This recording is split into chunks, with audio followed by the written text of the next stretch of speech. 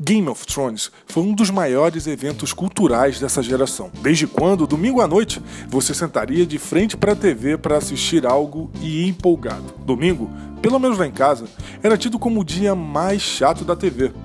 Mas aí veio a HBO e revolucionou os nossos domingos, trazendo Sopranos, Mad Men e Game of Thrones. Desde o início, a série impressionou, tanto por seus personagens cativantes, quanto por sua trama cheia de reviravoltas impressionantes e muito bem escritas. Só que, infelizmente, no último ano do show, a sua história não foi impressionante e seus personagens não foram tão bem desenvolvidos quanto nas primeiras temporadas. Dave Benioff e Daniel B. Weiss, os produtores da série, fizeram um trabalho fenomenal ao longo desses anos de show.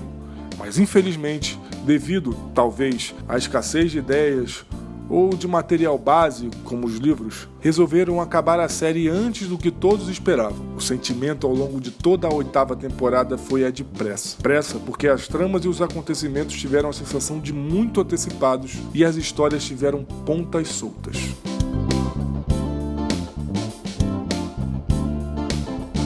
A história começa a partir do final da 7ª temporada, com Jon Snow levando Daenerys Targaryen e seu exército para Winterfell, para juntos todos lutarem contra a maior ameaça, que são os caminhantes brancos.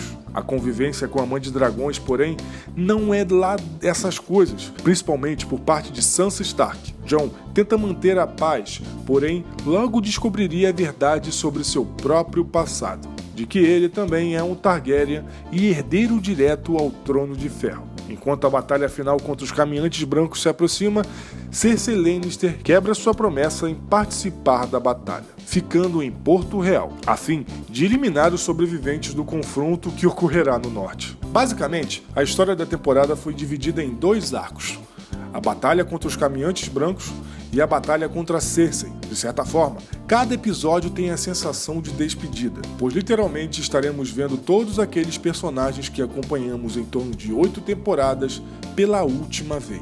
Tivemos episódios melancólicos, episódios de batalhas épicas e episódios mornos. Porém, o que mais prejudicou a temporada foi a quantidade reduzida de episódios.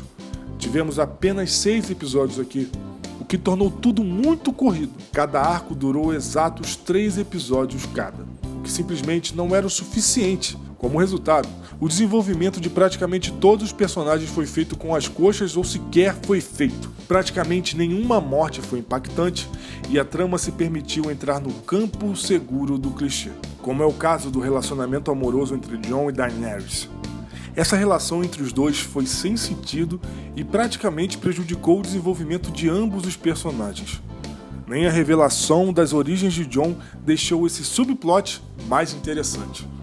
Porém, é legal enfatizar que tivemos personagens com uma trajetória boa nessa temporada, como é o caso de Sansa, Arya e Brienne. Uma das coisas que mais decepcionaram foi o plot envolvendo os caminhantes brancos. Algo que era tão importante nas temporadas anteriores, aqui foi resolvido de maneira muito rápida. Nem parecia a ameaça que eles representavam. O mesmo vale para o 2º arco, onde temos a batalha final pelo Trono de Ferro. Apesar de ter cenas épicas, o desenvolvimento desse arco foi tão decepcionante, se não mais que o primeiro.